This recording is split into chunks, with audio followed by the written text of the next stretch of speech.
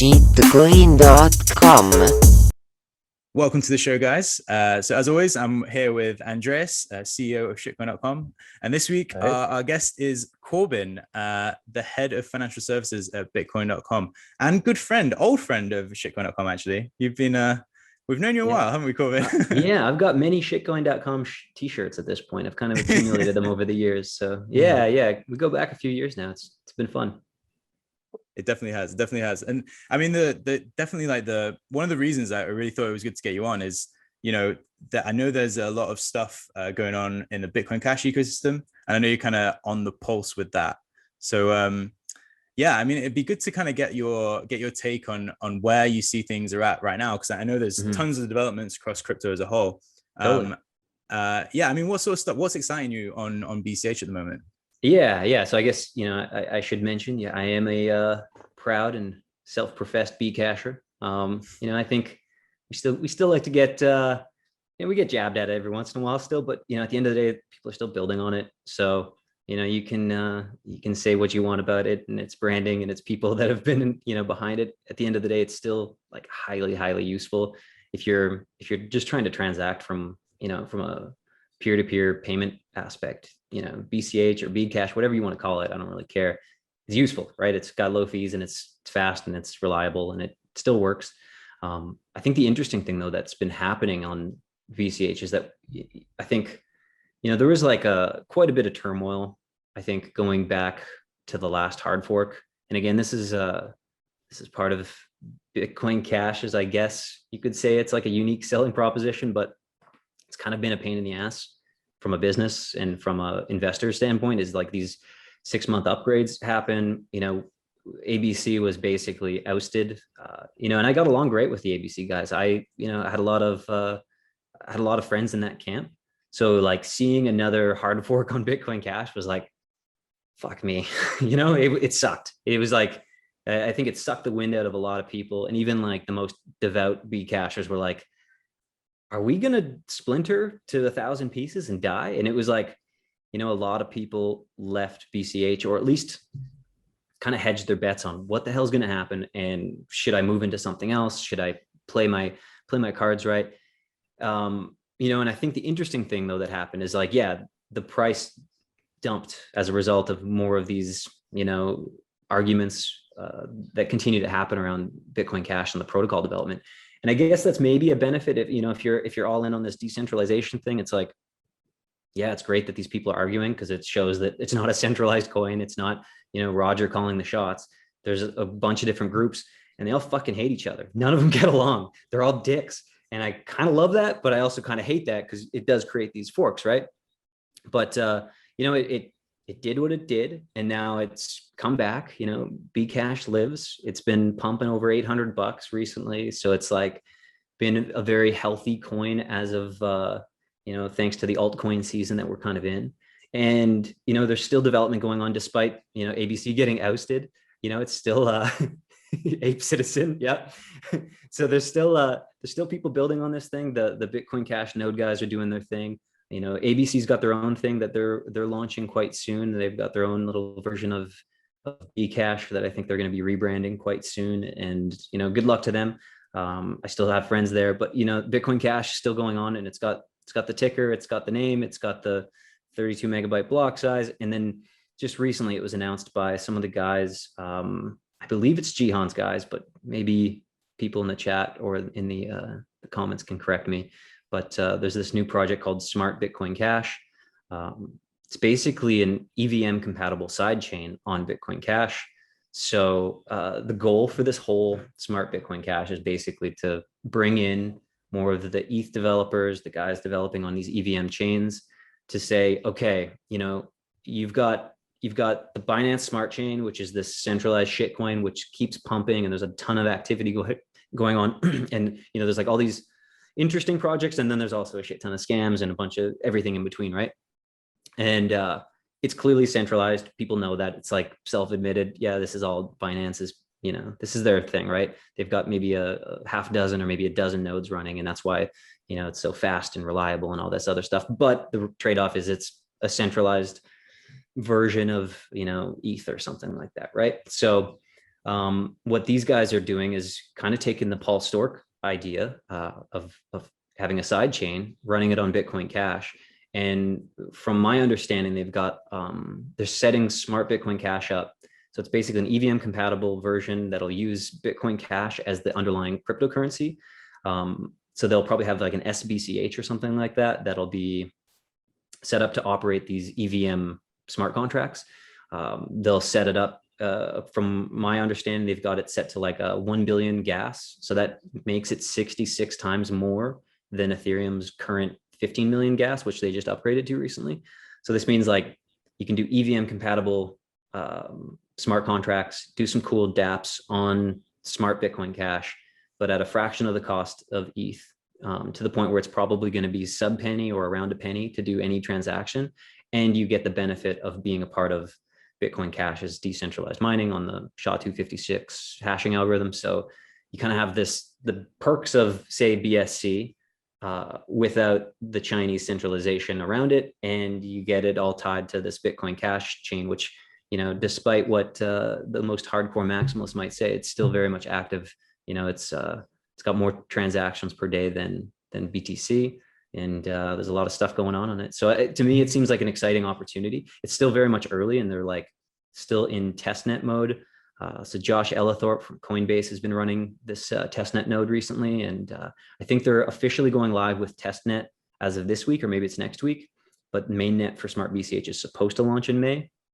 So it seems like, to me, the biggest thing is like, okay, great, we've got this new protocol, this new side chain on Bitcoin Cash. Now the biggest thing is getting some word out, not just to some of these guys that are doing stuff on Binance Smart Chain, but even some of the bigger shot callers in Ethereum. So like, what I'd love to see is projects like Curve, projects like Aave, projects like any of these more coin agnostic protocols say, okay, let's get some stuff over there. Let's roll the dice. We've got a protocol that's backed by some whales. It's got the buy-in from the Bitcoin Cash community. Everyone seems to be really excited over it. And because it doesn't require a hard fork, it's basically just do it and see what people can build and benefit from the decentralization of Bitcoin Cash. So like, I think all that they need really is just like an automated market maker, like an AMM. They're going to need an LP. Once they've got that, then in theory, there's nothing stopping any hacker dev to just take some fork. You can fork Uniswap, toss it on Smart Bitcoin Cash. You could fork,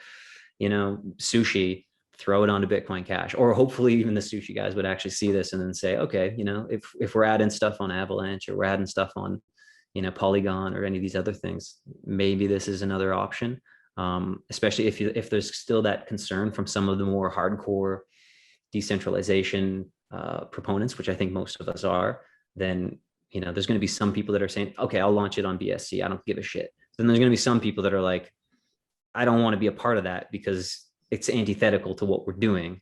But, we still want those low fee options. And I think, this Smart Bitcoin Cash thing is kind of an interesting one.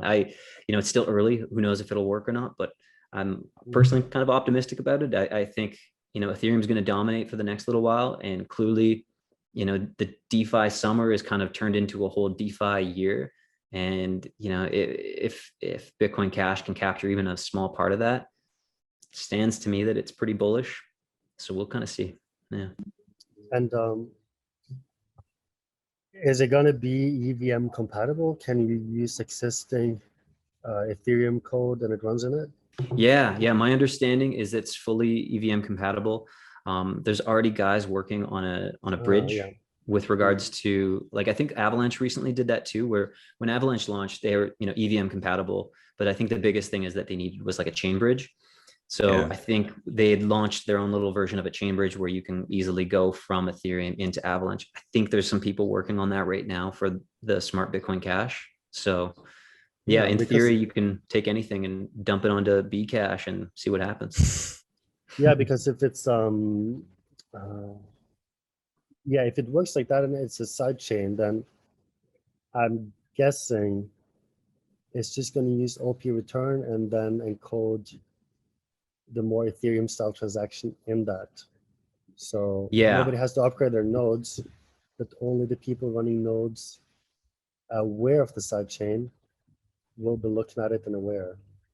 And Mhm. then if it's like PostDocs does it, then you would move your Bitcoin Cash into the sidechain by just sending it to a special multisig. Yep. And I guess you would take it out by, well, there's a few mechanisms. Yeah. I Yeah. guess I'm more not like sure a exactly. PostDoc. Yeah. Yeah, I'm not sure exactly how they're handling that part because I'm not sure if they're doing multi-sig. I thought I remember reading that there was also some talk of there being some burned Bitcoin Cash as a result of this, which adds a little bit more deflationary gamification into this. Mm. So yeah, I think there's a website, smartbch.org. Yeah, smartbch.org if anyone wants to read more about it. But yeah, EVM and Web3 sidechain on Bitcoin Cash. So. And there was and it's pretty interesting because if you think about it, you can even use the same addresses because in Bitcoin we use, I mean, for Bitcoin Cash, you have the legacy address, which is the same as Bitcoin, starts with 1 or 3. And that just, I mean, that is just a different way to display the same information as you have in an Ethereum address. Yeah. Because the Ethereum address is displayed as hex numbers. So they're always 0x and then 64 characters. Each one is 0 through 9 or A through F. Mm-hmm. But in Bitcoin, they didn't want to do that because it's so long. So they just made it shorter by using more letters. Yeah. So you can even use the same. Yeah, that's pretty neat. Yeah, it's kind of interesting. Like it's still early, so I don't know where things are going, but to me, it seems like something I'm going to be carefully watching. And I think everyone at Bitcoin.com, we're all kind of like anxiously awaiting what happens in testnet and seeing what happens in mainnet. But I do know that there's already been some talk with some pretty major players on ETH that are giving it a solid look at. I think there's already some people that are building some stuff on testnet. So yeah, with any luck over the next month, we'll start seeing a little bit more from the wider community and see who's actually going to be building stuff. And I mean, if it works, yeah, there's money to be made, and it kind of comes down to who's going to kind of be the first AMM, who's going to kick off those pools, who's going to create those, incentivized reward mechanisms and potentially launch. I mean, that's the other thing is like you can launch tokens then on side chains, right? You could have all of these.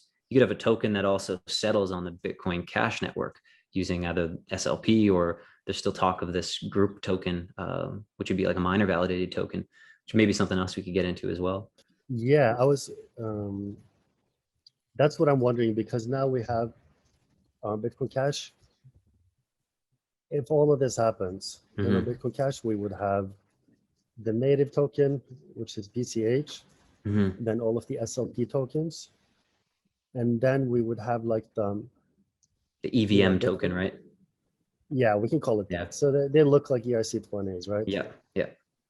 And I guess just also talk about the miner validated token. Yeah. So it's my understanding. Sounds like you're gonna need to do a lot of exchanging here. Yeah. There's gonna be some like serious swaps going on. I'll help you. Okay. Yeah. Well, I think that's the thing. Is like we're gonna need some sort of swap provider that's gonna be able to do all of these things. I don't know. Maybe you guys know one, but yeah, we I think it's like one of those things where, again, there's so much stuff going on in the Bitcoin Cash space that there's no reason to say it's a centralized shitcoin. It is, it has its pumps, it has its dumps. I still like ragging on it every once in a while too, because it is, it's its own little weird monster. But I kind of love that about it. It's like the Pepe of Bitcoins, and it's just kind of like laughing and smirking at all the people that hate it so much, and it keeps on living, and like no matter what happens to it, it seems to like sometimes try to kill itself, and then sometimes it survives, and it keeps surviving. But it's just like a weird coin, but it keeps doing stuff. So as long as it keeps doing stuff, we're going to keep supporting it. The whole I never thought anybody would do that, like shove the EVM into an OP return. Yeah. Which is, I mean, very similar to how OmniLayer works, which is how you used to send USDP. And many things. Yeah, it's kind of interesting. So, I think there was a chat with Andrew Stone and Kalen and I want to say it was maybe Cameron.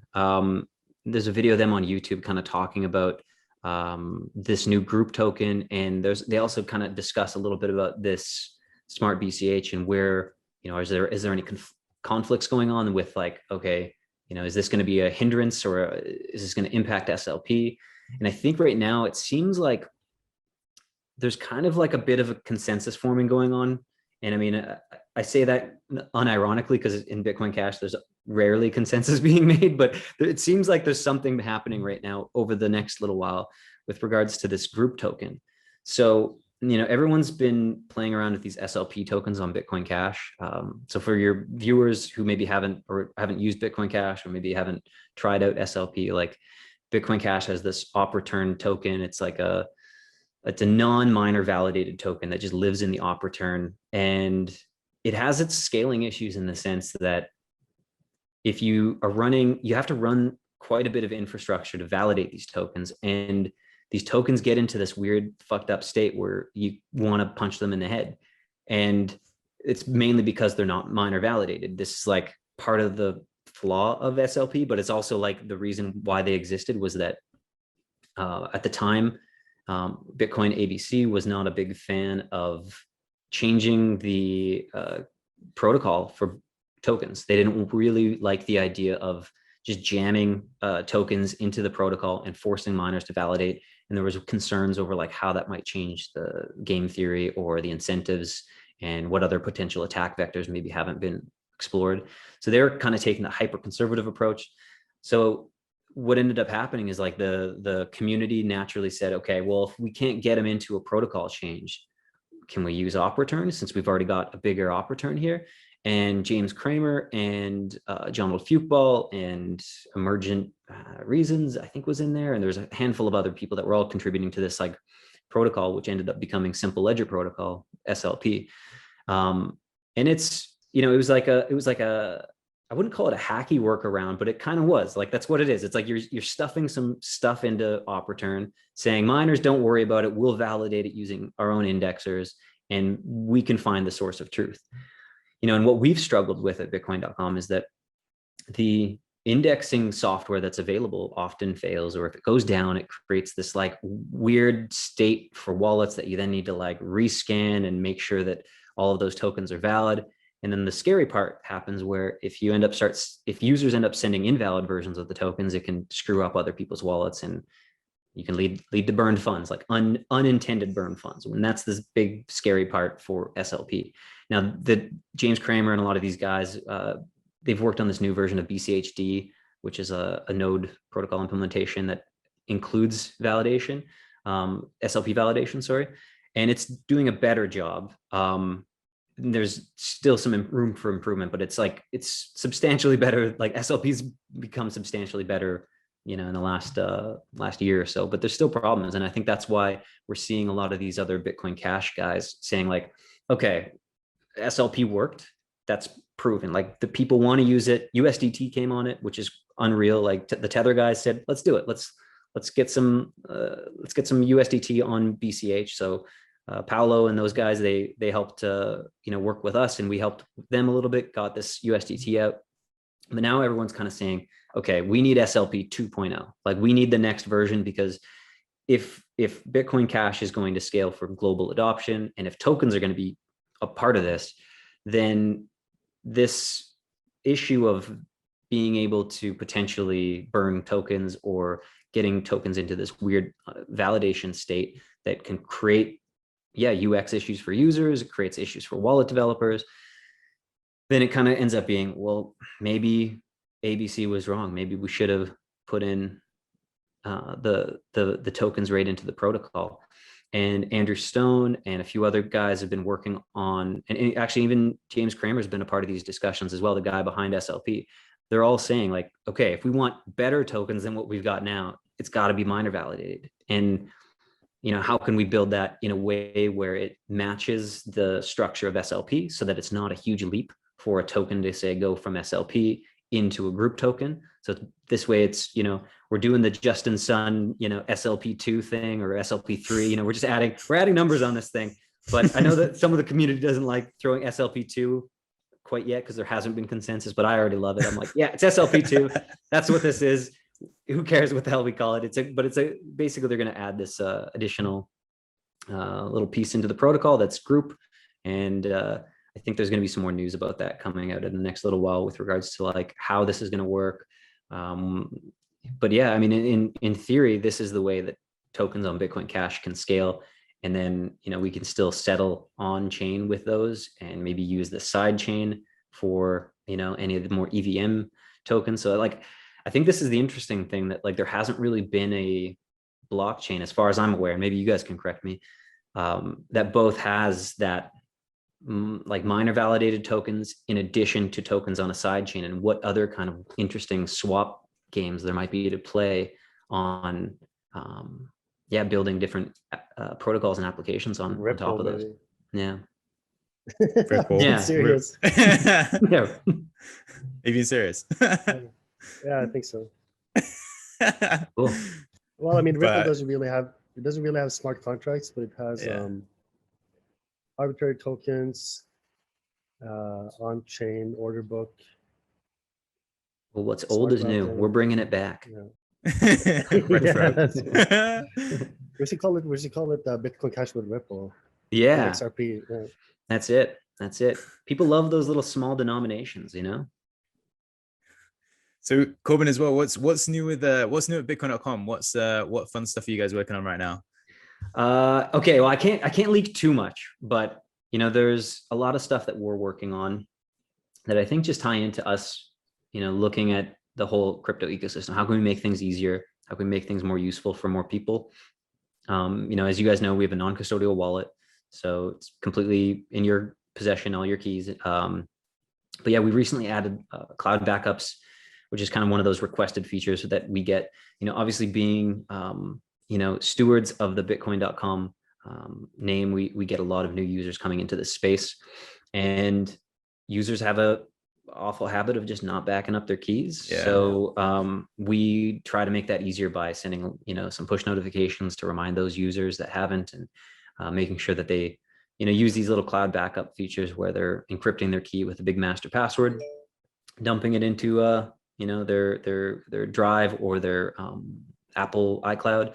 And in case of loss of phone, or they break things down or whatever the heck's going on, then they have that ability to recover the funds quite easily. So, like we're not reinventing the wheel here. This has been done before. Cloud backups and encrypted keys, it's all been done. We're just trying to bring that to, I think, a bigger audience coming into Bitcoin.com and kind of seeing if we can make these little, improve room, like areas where we know there's room for improvement. And I've been kind of telling a lot of our team that like we're at this point where Bitcoin's gotten a lot easier. Like cryptocurrency in general has gotten so much easier. If you were using crypto like 6 years ago, you were like banging your head against the wall from like, you had to be someone like Brecken who's, basically hacking away blockchains trying to get shit to work. It was a pain in the ass to use wallets.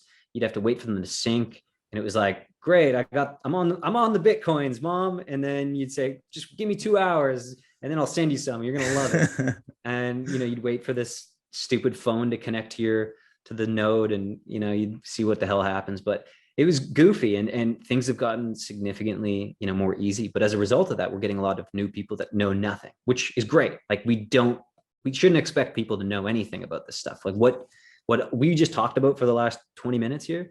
Yeah, I would hope like, nobody ever needs to know. Nobody should have to know this shit, right? It's like, you guys, some of you guys have met Andrew, but like one of the things he's always saying is like, we don't give a shit about normal users don't give a shit about the protocol, the blockchain, all these arguments, all this drama. All they care about is, I got the coin, what's it worth, and can I send the coin, and can I use it for something, right? And it's like, yeah. But I think there is another thing to it as well. I've noticed people do care about the privacy aspect now. So it's like, okay, I got the money. What's it worth? Can I send it?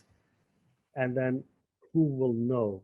Yeah. And it's specific. Like, will the tax authorities know?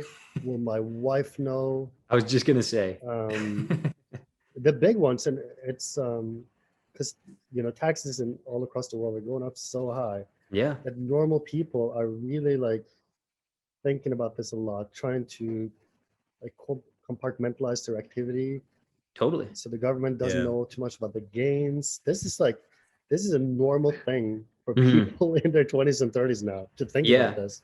Yeah, they're freaking out over it, and rightfully so. I think, like, the Biden administration and Gensler and all these, people that are joining the SEC and all these, three-letter agencies to kind of find your coins. They want their blood money, right? They want that tax money, and they're going to do everything they possibly can to get it. So, this is why we still are pushing the whole non-custodial aspect, because I think those people that have their funds in PayPal or have their funds in Venmo or have their funds on exchanges, those are going to be the first to get targeted by governments. Like, it's not unrealistic to that we like it's very realistic that we'll see, some governments putting in those applications to those exchanges saying, okay, we want all citizens' records. We want their trade history. We want to be able to compare that with our tax records.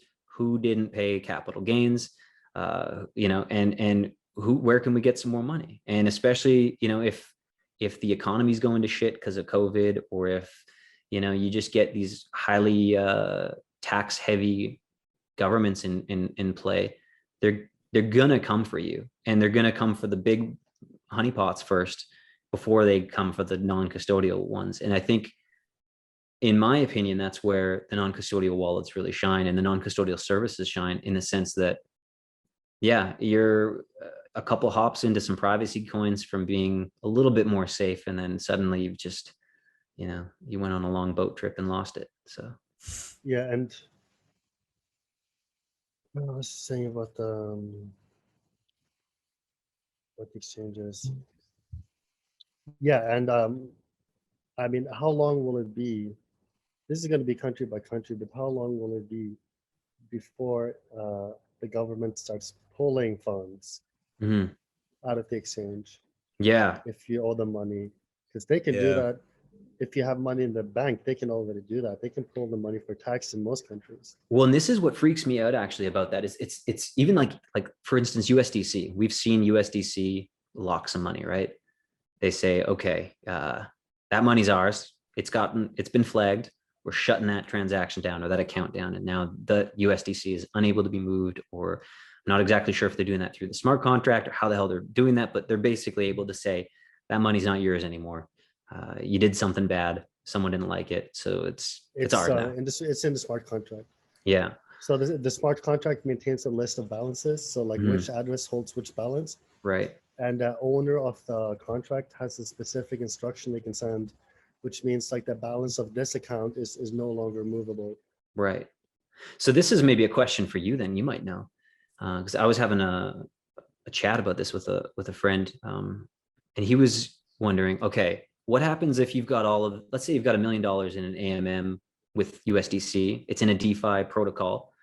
Suddenly the government says, hey, we want Bob over there, we think he's a terrorist, we're coming after that money, but it's already locked up in this DeFi fund. What the hell happens to that money? Like, you contact the operator of you try to contact the operator of the DeFi, the platform. Basically the exchange, whatever, and you say the person with a wallet with this address has funds locked up with you, and we need the funds. So we need you to eject the funds from the liquidity pool and back to their wallet. Right. Because we need to freeze them there. And if you can't do that, we will freeze the USDC balance of your platform. Right. So very decentralized. Yeah, so it's like if you want to freeze the account of Bob on Bunny Swap, then we will freeze the account of Bunny Swap. Yeah. All of it. Well, maybe this brings me to my next thing that I fucking love about this space is these non-pegged stable coins. You've probably been watching Amin, right? The reflexer. So like there's been this reflexer that's been going on. Amin, the guy from Spank Chain, super. I thought it was called Rye. Is it Rye? Or maybe I'm thinking of Flex. I think it's called, isn't it Reflexer Finance? I think the token, Ticker is The RAI. ticker is RAI. Yeah. Reflex Index. Yeah. Reflexer.finance. Amin is a genius. He's a smart dude. And Smart his girlfriend is also a porn star, but he's a genius and a genius programmer. He's so good. Non-pegged stablecoin, or non-interesting in the sense that like that's where I would hope that the DeFi development ends up using. Like I want to see more of these DeFi projects use Reflexer or use Ampleforth or use things that aren't going to get other users fucked just as a result of them being a part of a pool that might have some coin that gets flagged as like on the naughty list, you know? So it's like, yeah, I don't know. To me, like the Ampleforth stuff, it took me like a month of trying to wrap my fucking pea brain around that whole concept. It's a trip, but it's a real, like these elastic supply tokens and these like non-pegged tokens that are trying to rebase themselves back to a price, or maybe I think Reflexers maybe not even using a rebase. They're just kind of using the free market of getting things back. But it's pretty cool. It's a cool concept. Yeah, it's the Ampleforth stuff. I mean, I tried to get my head around that, and I just spent an afternoon looking at it. And I was like, nah, fuck this. There's no way I can comprehend this. I'm definitely not going to be high enough on the curve here to process. I was asking with these things, I can read the code just fine, but this is not a matter of understanding the code. Mm-hmm. This is a matter of understanding very complicated and very connected financial contracts. Mm-hmm. So it's not really programming. It's not a programming task to understand this. It's a financial service. Mm-hmm. So you basically want somebody like Sam from FTX. Yep. That's like, big brains. These are the people who know how that shit works. Yep. And what responds to what. Yeah. Actually, I think both Reflexer and what's the other one? Ampleforth. They just launched a governance token as well. So like Reflexer just launched Flex. So I think anyone that was participating in the LP on that, or if they minted any Flex then or Reflexer, then I think they got Flex governance token. And then I think the same was it with Ampleforth. If you were a part of any negative rebases, then they gave you a fourth token. And I think like Coinbase just jumped on it. Binance I think is on fourth now. There's like seems to be like more interest going into these non-pegged, non-stable coins, since it's like, I don't know. I think people are starting to get wind of like how potentially susceptible we are to like all getting screwed as a result of, these stable coins that can be, taken back, I guess. Yeah, it's pretty interesting talking about, governments and how they have some oversight in crypto as well, and how that factors in. There was an interesting one the other day about the guy from Turkey who ran away with like, what was it, 2 billion, and he just ran off to he's in Thailand right now. You should go hang with him. I know. Invite him over. Dude, my first thought, and I text this to all my friends, I'm like, this guy is invited to the 100K party because he did a 2 billion rug. It's epic. That's a monster rug. Champion rug. That's wild. 2 billion. I saw as well. Now they've arrested a ton of people in Turkey, but he's gone. He's gone. We've been gone for a while. Is he at least? Has he said anything like? Is he saying I'm just protecting the funds, or is it more like I got you all? Dude, when you have $2 billion in crypto, you don't have to answer any fucking questions. You just do whatever you want. Yeah, man. Now it'll be interesting to see how that plays out. Well, good luck in Thailand. I mean, it's not like people are affordable there for headhunting. I'm sure it's I don't know. As well, they definitely do track you here. So I mean, if they've got his name, he's probably unless I don't know. I guess $2 billion does buy you a lot of things. Yeah, you might be able to bribe yourself into a new passport. Hire a private boat. I was thinking as long as he didn't have any US customers, maybe he's okay, because why would Thailand extradite to Turkey? Yeah, that's true. What do they care? Yeah. It's only an issue if you had a US customer, because then the US would probably assist with extradition. Can you imagine being Yeah. Turkish right now though, and like having used that exchange? Like not only is the lira going to shit, but you also just got rugged. Like you got hit. Yeah. Fucking tough, That's a man. 1-2 punch. Very, That's awful. very tough. I You're like, oh man, I finally made it out of that shit financial system, yeah. and it's like, and it's gone. How Yeah. pissed would you be? I'd be losing my goddamn mind. That's I wouldn't have my money on the exchange in the first place. yeah. But if I did, I would be quite upset. Well, maybe that's Yeah. the opportune time to remind everyone that on behalf of shitcoin.com and bitcoin.com, don't leave your coins on exchanges. That's just dumb. Yeah. I just never do that. It's Yeah. I remember. I mean, when yeah, like even when Empty Gox got hacked, Mhm. and people came up to me back then. I forgot the year, but somebody came up to me like, "Dude, I just lost so much money on Empty Gox." I'm like, "What?" But it's the spread between Bitstamp and Empty Gox was like, I don't remember how much, but it was insane, dude, because it was clearly a run on the funds at Empty Gox. It was very clear something very crazy was happening, and they probably didn't have the money. That was clear for so long. So a lot of people managed to get out. But the easiest way, so you don't have to sit around monitoring what's going on and reading the news, is just like, don't have your coins on the exchange. When you want to gamble, you send your money in, you make the trade, and you take it out to a wallet on your phone that's backed up, a hardware wallet, whatever. But like, don't just leave it Yeah. in some messed up mixed account that you don't know who's I've running. got to, It's completely use this. unregulated.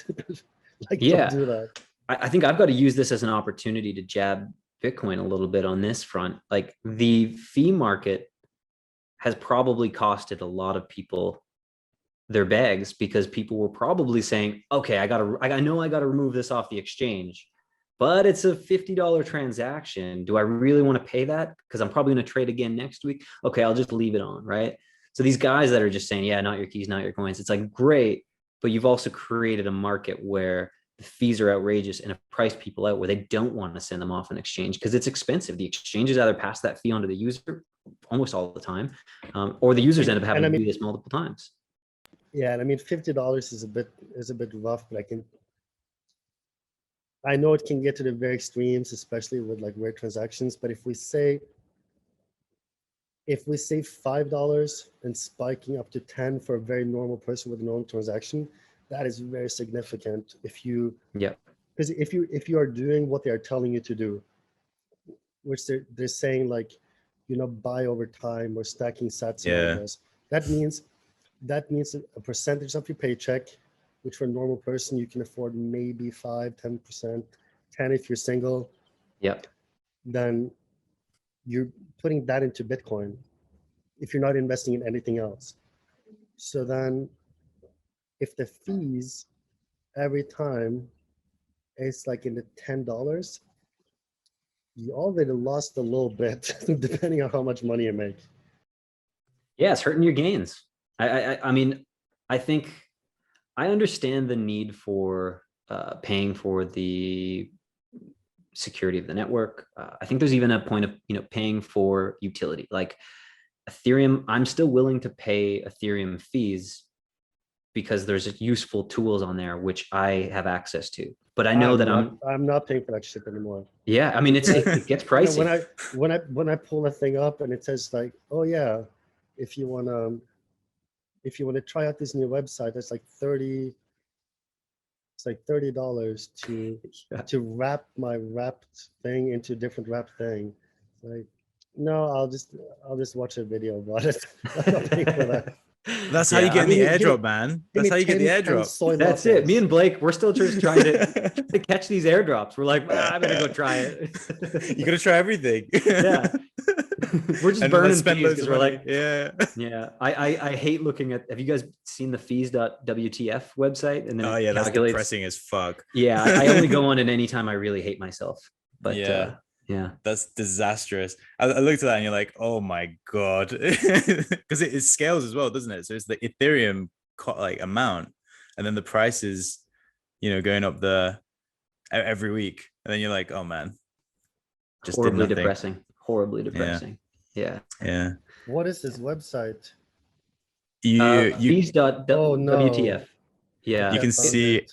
it's honestly Oh, it's mine pretty is not rough. so bad. Mine is not so bad on that. Yeah, mine's quite bad.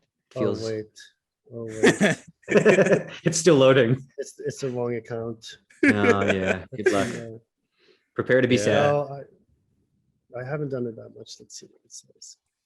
Oh fuck, dude. What? Yeah. Okay, it's 1,200 US. Oh, that's not bad. Oh, you're doing much better than me. Yeah. Let me. No, but I don't use this stuff. I only use Ethereum to test stuff on Sideshift. I don't actually use any of it. I use I have a. The DeFi summer I don't- really did me in. I don't understand DeFi, but when I do, I use Binance Smart Chain. My DGen DeFi accounts at 13K. Yeah, I think I'm around there as well. There, Blake. I think DeFi, the DeFi summer killed us. man. $13,000 in fees. Yeah. 5.208 ETH. But think of all the airdrops we got in on, Brecken. Yeah. I don't even know what that is. So Yeah. Yeah, it's pretty Yeah. rough. Goofy stuff. I've seen some people and they got like 30, 40K as well. It kind of does really, it can, especially if you're doing those the lending platforms and stuff like that, shit can really rack up, kind of. imagine what like Alameda Research has. Yeah.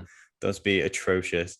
Well, I mean, for a long time, I had some stable coins in Curve, and I just couldn't. I mean, I was earning synthetics and I was earning CRV, and I, for the life of me, could not claim them out of it because the fees were just like, it was like $400 in fees to try to claim like $300 worth of some shit coin, and I was like, I'm not paying that.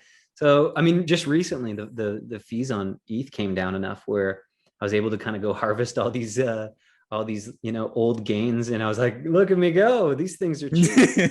But yeah, have done a lot better, like the Vesper guys. I don't know if you guys have used them yet, but Vesper.finance, they're who is it, Jeff, what's his last name? Jeff Garzik. Yeah, Jeff Garzik, one of the Bitcoin OGs is behind that. Yeah. Holy shit, is he still alive? He's still alive, and he's working on He's been working on Bitcoin for I don't know, like 45 years. Yeah, he's like he's probably Satoshi. Yeah. But he's a cool dude, and he's been working on this Vesper.finance thing, and it's kind of like a yearn pool. You're earning interest anywhere from like 20 to 50% APY, which is pretty sweet. And yeah, they've got like a USDC pool. And this is on Ethereum. But actually, the interesting thing with them, like if you look at Curve, their smart contract, for whatever reason, is just very expensive to run. So when you claim these things, it just costs you an ass load of gas. And then you look at something like Vesper, and whatever weird kind of magic voodoo they've done over there, the fees are like much more reasonable, where it might be like $400 on Curve to claim something. On Vesper, it's maybe like 30 to 40, which, still sucks for like normal users. But you can just think about it, because it's the difference between somebody who programs websites and somebody who programs the rendering engine in fucking Unreal, or like any like League of Legends. So the people who make websites, they don't know anything about making fast or small or efficient code, because like, who cares? He's just showing a website. But there are people who have specific skill set, that is to make code that is very, very succinct and very fast and very small footprint. And they are usually called game programmers. But a lot of them also work in, it's like low level, like close to the hardware stuff. It's often games, but also like multimedia. But in some cases, for like Jeff Garzik, it's also in cryptography, because like in Bitcoin, we run these things like SHA-256 and the signing, which is ECDSA. They're not slow, but you end up running them just like billions and billions of times in a row all the time in any wallet software, anything. So that thing has to be hyper optimized. So I bet Jeff Garzik has a team of like autistic programmers that like write the byte code like with zeros and one manually on paper. And they're like, oh, we shade off one instruction. Yeah, I really that's seriously what they do. It's got to be it. Well, guys, I think we've done a pretty lengthy discussion here. I just looked at the time. But yeah, Corbin, really appreciate you coming on, man. It's been Yeah, really happy good to. catching up, and we'll be sure to leave a bunch of links in the description below. And yeah, we'll do this again soon, I'm sure. Yeah, I go appreciate try it. out the Bitcoin.com wallet, guys. You know, it's super fast. Bitcoin Cash, Bitcoin, and non-custodial. Give it a try. Promise it's good. And also SideShift AI integration in the Bitcoin.com wallet. So swap your Absolutely. Yeah, assets. you can swap your assets, dump your BTC for BCH, watch it go to the moon. Not financial advice, but yeah, it's sweet, man. Yeah, thanks for all your help as well with like all the swap stuff and everything you guys have done. You know, I think you guys are doing tremendous amount of work in the space, and you know, I think when you look at all the coins you guys are supporting, you know, I'm just hopeful we can get there someday as well. For sure. We've got All more thanks, coming man. soon. Cool. We'll see you guys soon. Sweet. Shitcoin.com